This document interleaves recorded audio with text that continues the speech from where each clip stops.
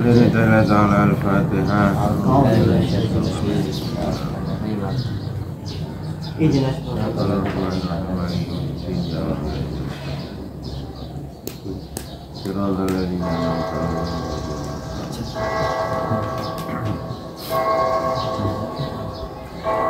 Bismillahirrahmanirrahim. Bab yang ketujuh.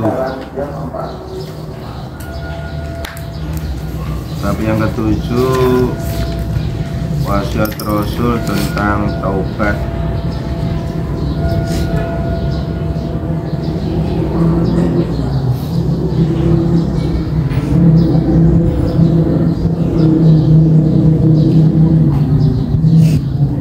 Tapi ono manone. Nggih, tentang taubat nggih, Pak. Apa kan kalau kitab itu letake ngene kapan maca ngono. Baca kitab iku lho itu.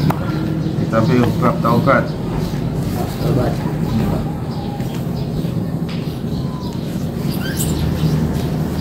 Mare anu nus maca. Langsung tentang taubat.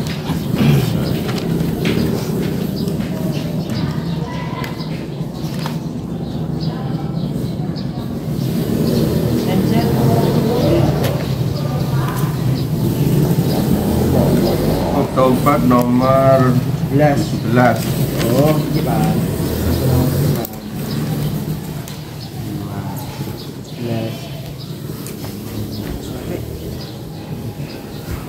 Ayo tanya Pak. Ayo tanya sano. Bismillahirrahmanirrahim. Maslun dari jono fasal suci. Taubat itu dalam bergerak taubat. Kola alaihi sholatu wassalam. Istawu Nabi Muhammad alaihi sholatu wassalam. Ya Ali la taubata La taubata orang taubat. Kono taubat dita ini kecuali wong kang taubat kata yahsila hingga taubat Hingga basuhi coba taubat Hingga basuhi sopo taib badnahu ing wong Ing wetenge taib taib minal haram sanging haram Tibi kasbihi lawan si Si kasabe taib Lan bagusi nyambut gawene taib Yes, entai Ayo Bismillahirrahmanirrahim. Ya Ali Idza nalikane Allah Idza lam yakun Idza lam yakun makane Idza lam yakun nalikane aura ana al-alim sapa al-alimu wong alim iku taqiyan wedi ing Allah zalat mengko dadi apa mau'izatuhu pituturi alim ala qulubi ing atase pira-pira atine ala qulubin nasi ing atase pira-pira atine menungso iku kama yadillu kaya ulihe dadi apa al-qataru tetese udan iku ala baidin na'ami ing ngatasi andeke manuk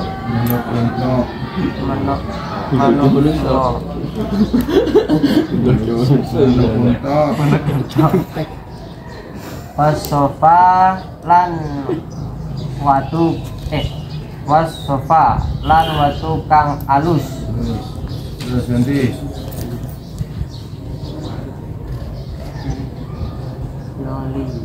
Ya Ali ya Ali, ida mado seliwat alal nalika wis lewat alal mukmini ing atase wong mukmin arbauna opo arbauna ya opo arbauna petang puluh opo apane sobahan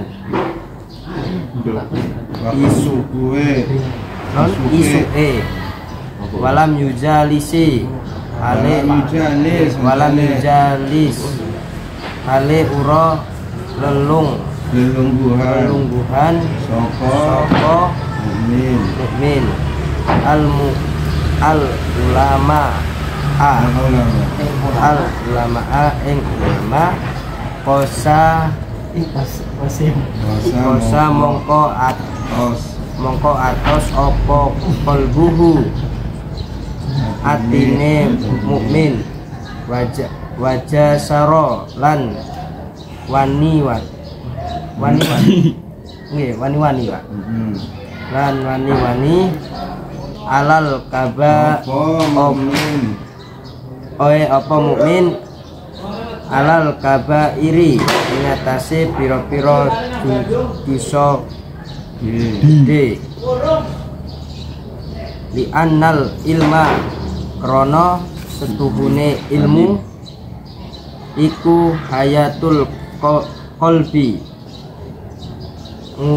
nguripake piro-piro ati aja piro-piro nguripake ati terus nanti Bismillahirrahmanirrahim ya Ali inna Allah astagfirullah kula yastahi ora wirang sapa Allah min azabi ghaniyin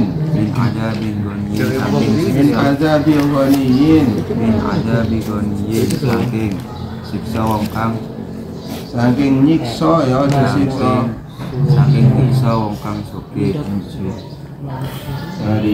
sadikin kang tukang nyolong wa alimin lan wong alim fasiki kang fasik faslun utawi iki ku fasal wes alim orang aja alim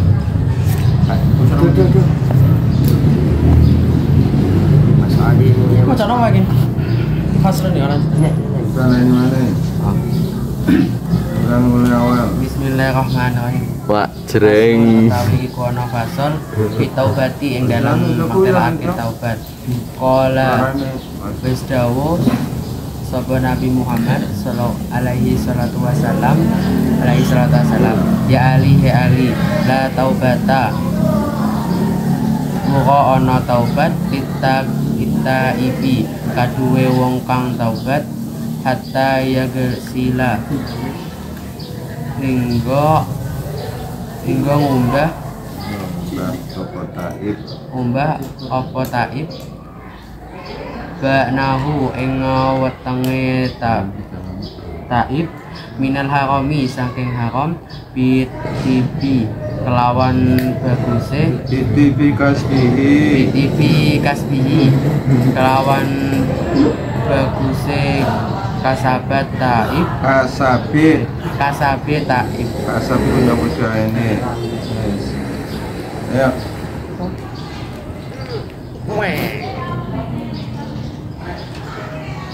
kamu kayak aja deh kalau kata di mana jreng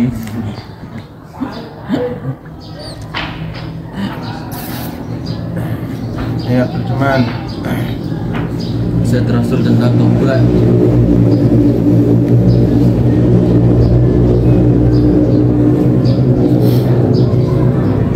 bab ke-7 asyhad Rasul tentang taubat 1 pasal 1 langsung pasar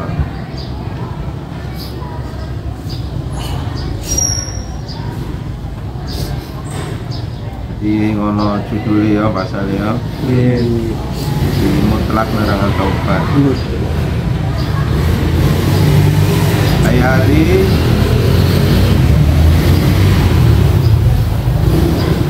la La taubata li taib. Tobat orang bertobat itu tidak berguna. Napa? Taubat orang bertobat itu tidak berguna. Orang.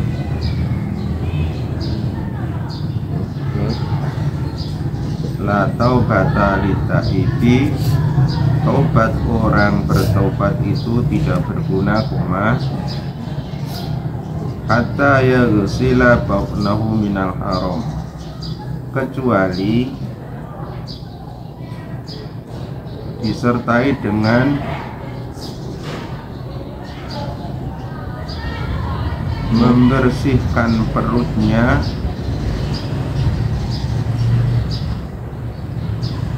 dari hal-hal yang haram.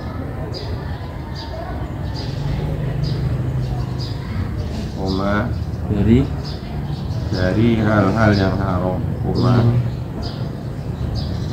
Iti kasbihi, dengan memperbaiki usahanya. Dengan memperbaiki usaha.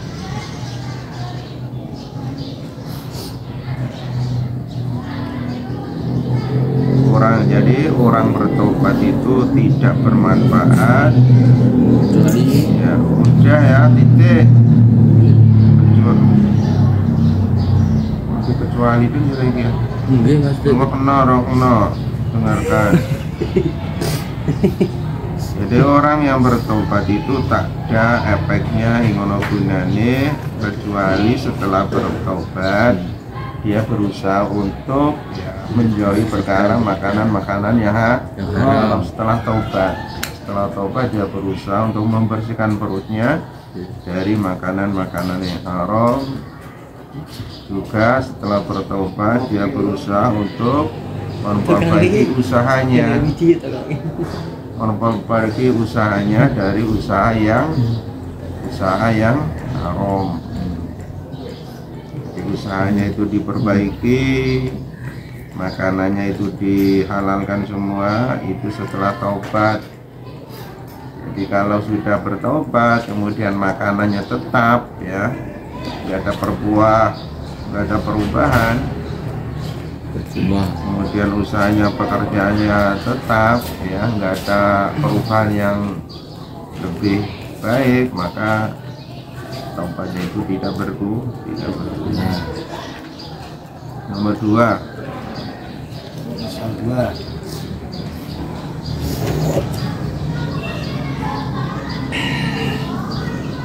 Hai Ali,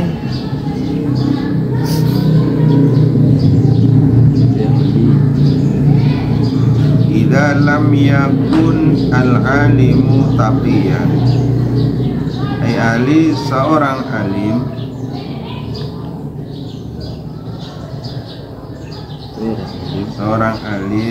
yang tidak bertakwa kepada Allah,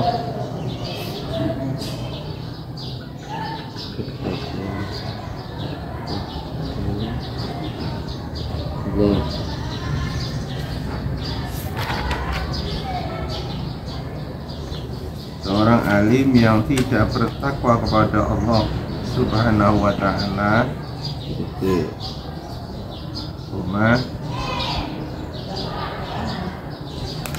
Zalat mau'izatuhu ala qulubin nasi,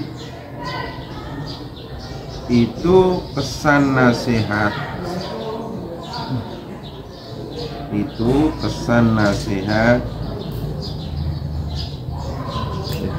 dan pituturnya di hati orang-orang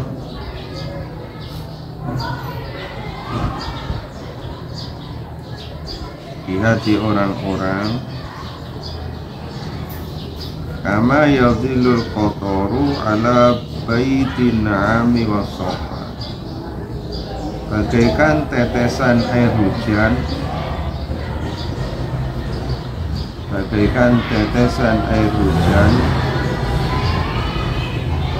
ke telur burung unta,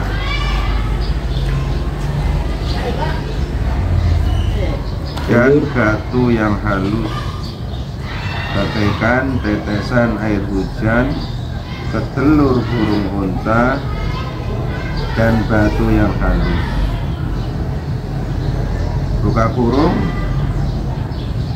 tidak dapat meresap ke dalam. Tidak dapat meresap ke dalam.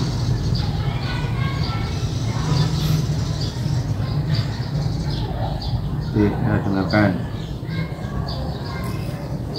Jadi orang yang alim, orang yang ahli ilmu, ilmu apapun,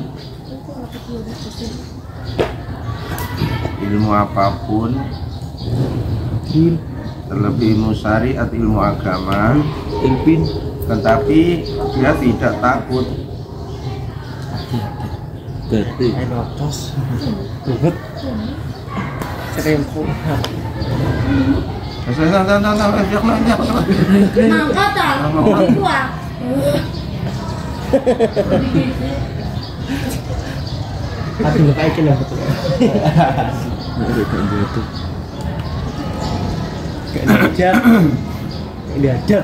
Orang yang alim akan tetapi tidak takut, tidak ada rasa takut dalam hatinya pada Allah, maka semua nasihatnya, pituturnya, mauidhahnya ya, di hati orang-orang, di hati manusia itu seperti hanya air yang datang dari atas jatuh ke bawah ke bumi, itu persis di atas telur unta yang besar, atau persis jatuh mengenai batu licin.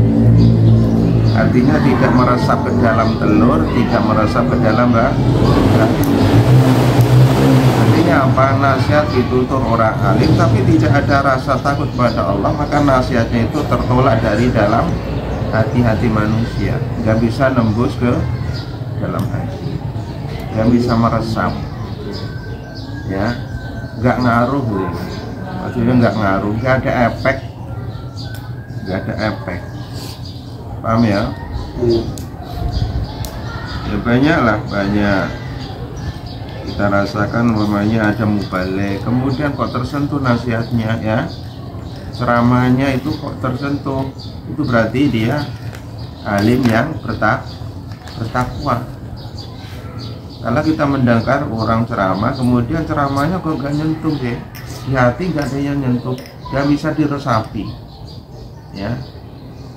Ingat 1 menit sudah hilang, menit berikutnya gak meresap di hati, berarti orang alim tapi tidak bertakwa. Jadi intinya ciri-ciri orang alim kemudian nasihatnya itu bisa menembus dalam hati, itu ciri-ciri orang alim yang bertakwa. Sebaliknya orang alim yang tidak bertakwa itu semua nasihatnya itu tertolak, tidak bisa meresap di dalam hatinya orang-orang yang dinasihati. Ketiga,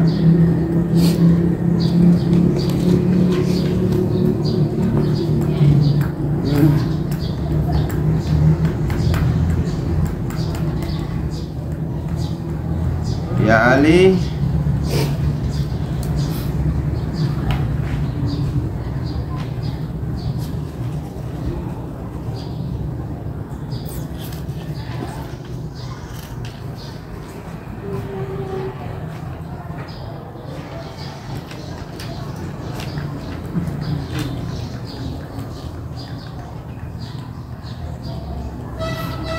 hai Ali,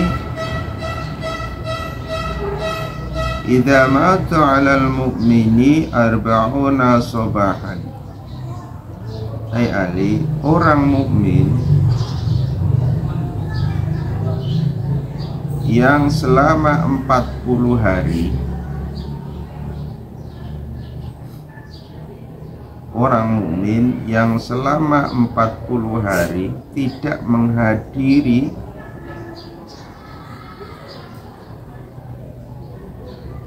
Ali, orang mukmin yang selama 40 hari walam yujalis al ulama, tidak menghadiri majlis ulama.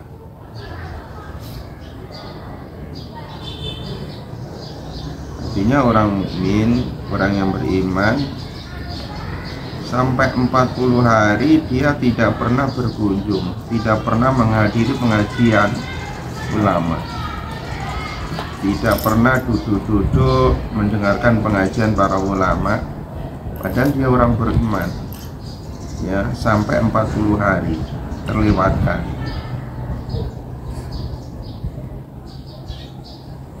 Kosa kolbu, koma tadi ya, tidak menghadiri majlis ulama, maka ya nanti diterangkan ya dong sana ya, terangan tengah jalan atau orang mukmin yang selama 40 hari tidak menghadiri majlis ulama, kosa kolbu, maka ia menjadi keras kepala.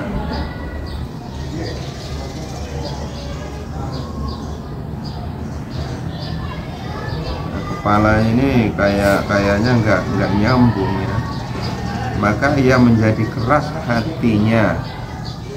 Kolbu itu hati, di sini diterjemahkan keras kepala, jadi nggak nyambung ya. Maka ia menjadi keras hatinya.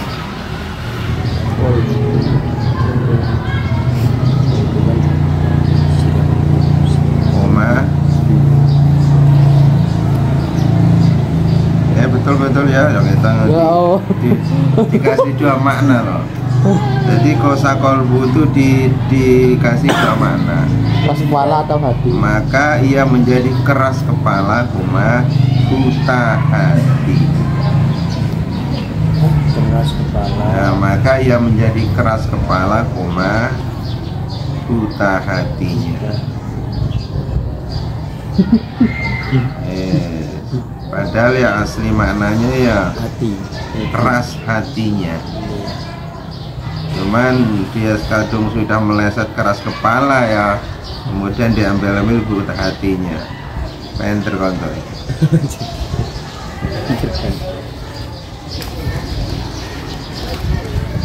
Wajah saro halal kabair, terus dan gampang melakukan dosa-dosa besar, Dan mudah. dan gampang yang mudah, dan gampang melakukan dosa-dosa besar, dan gampang melakukan dosa-dosa besar. Titik. Karena ilmu adalah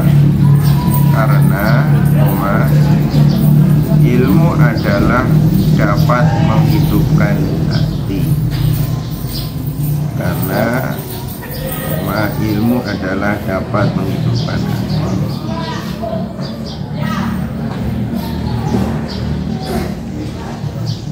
hati.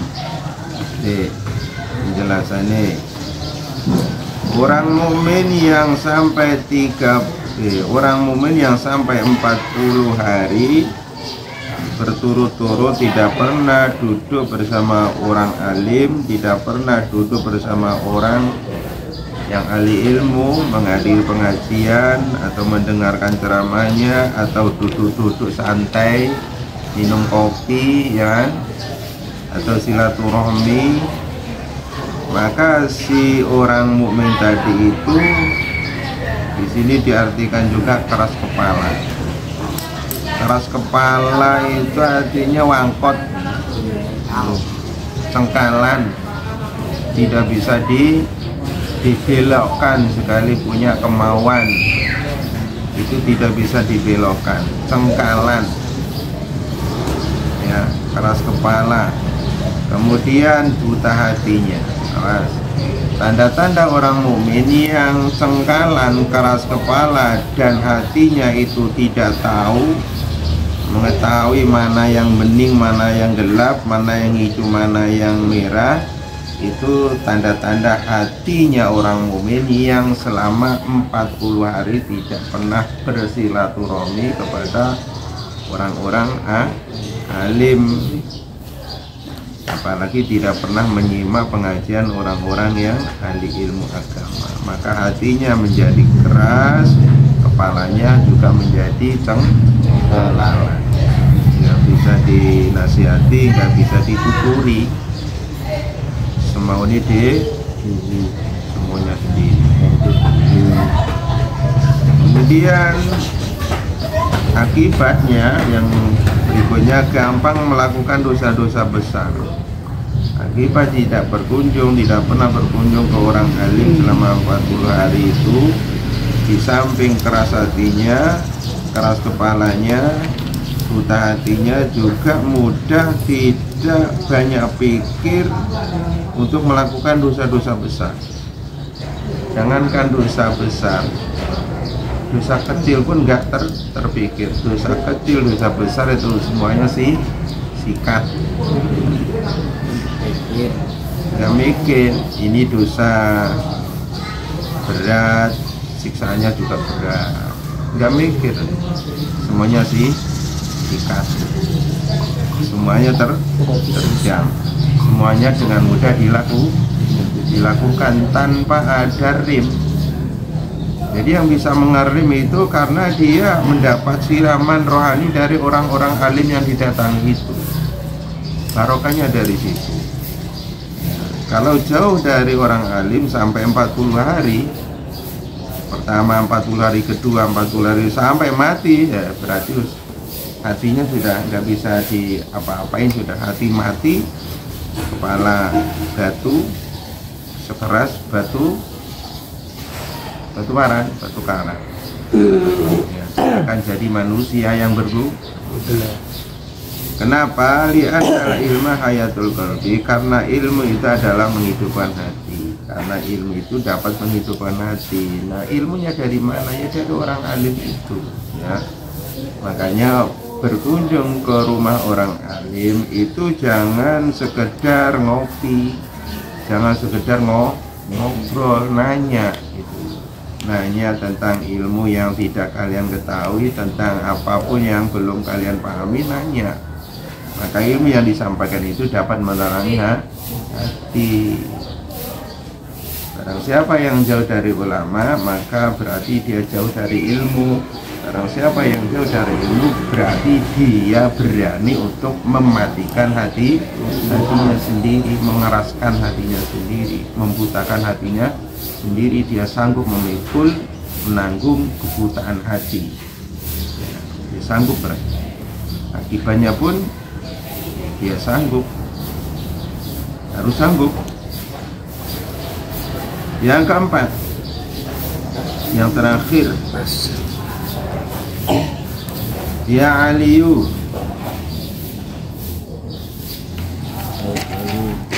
Ali,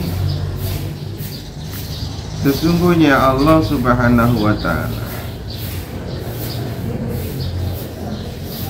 Ali, sesungguhnya Allah Subhanahu wa ta'ala tidak segan-segan menyiksa orang kaya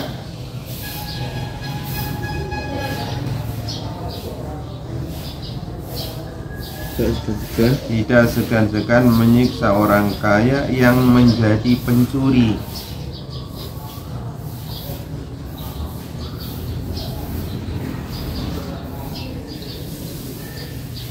Dan menyiksa orang alim yang fasik.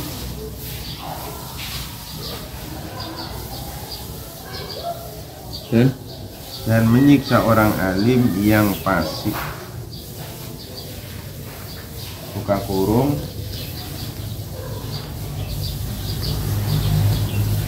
membiasakan berbuat dosa besar, membiasakan berbuat dosa kecil ataupun besar. Buka kurung, membiasakan melakukan dosa kecil maupun besar. Tutup.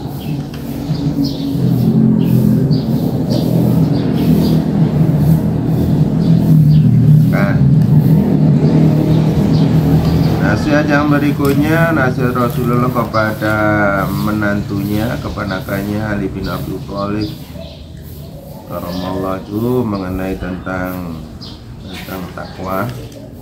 Yang terakhir, innallaha la yastahi min adzabil ghaniyyin sarikin wa alimin fasikin.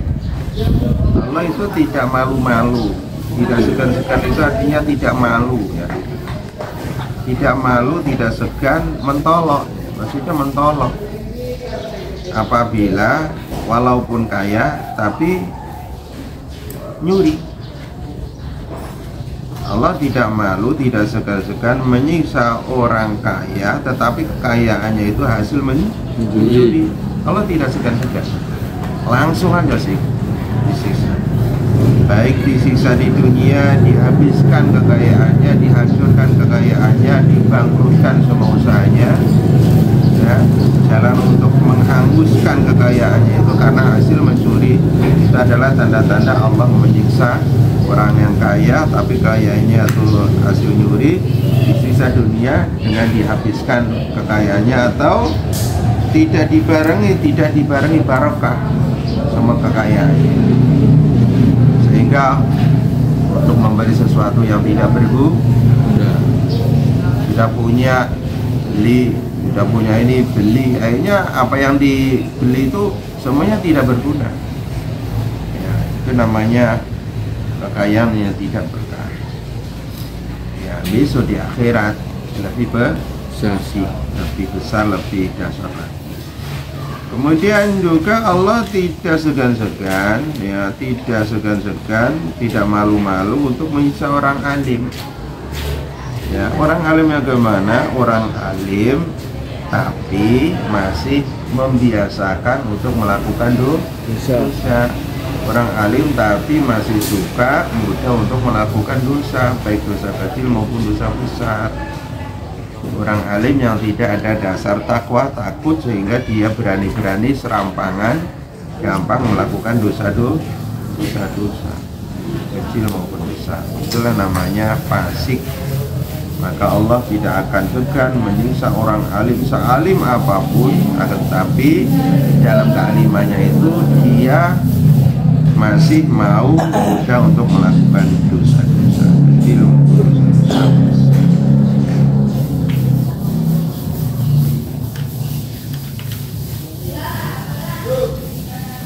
Ada tambahan Tulisan. Iya, nulis. Ada tambahan. Keterangan tambahan. Keterangan penutup.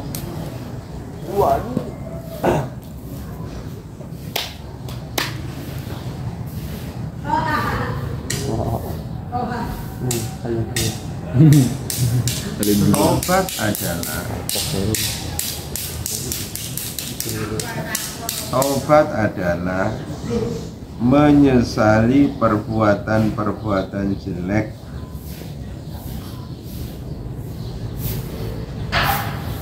Taubat adalah menyesali perbuatan-perbuatan jelek yang pernah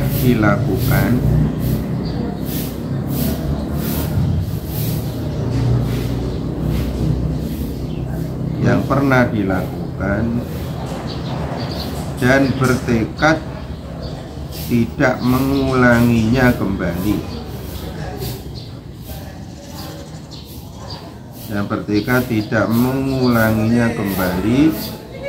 Serta menghindari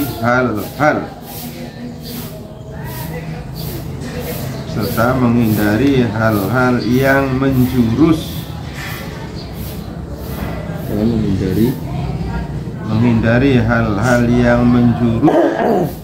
pada perbuatan tidak baik.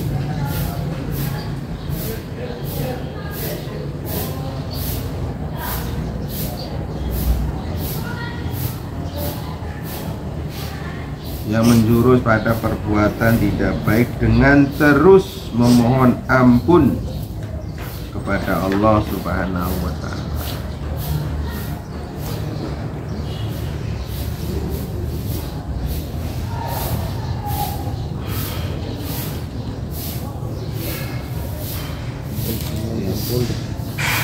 Wallahu a'lam bishawab. Alhamdulillah. Mohon diri yang dari aku.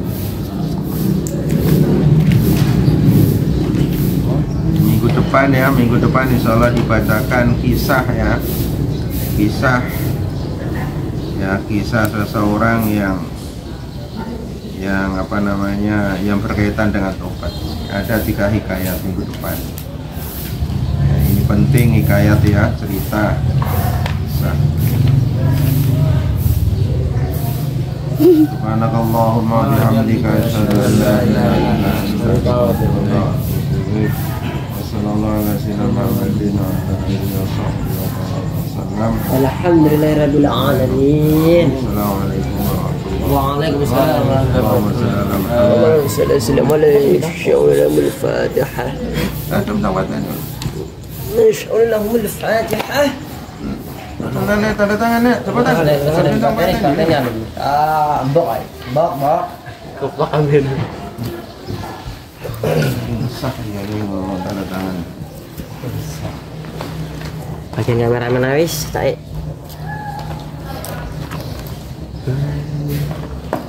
Kan ngeplek kok Lim. Aja. Oh. Ngeplek. Ngeplek kan nih. Tangannya. Kalau temu apa kita pendapatin? Selana enggak? Aja. Apa putih kalau Tuh ngeplek tuh. Wis tuh. Wis ngeplek enggak sari. Lelo. Lu gila nih. Ini tadi di. Wis aja. So apa ngene. Iku anu. Iya, baru. Mas editan ini pasti ribet mau. Udah iki. Duh. Hah? Pak, Pak. Rencang. Apa itu? Anu, kula gondrong. Miber. Yo, tambahin sini yo. Perdi ya. Oh, ini. Ala kapan jadi? Perdi Pak, Perdi. Dah. Nalik. Klik. Iya. Ini enggak. Ayo sih dulu aja. Pulpennya kan?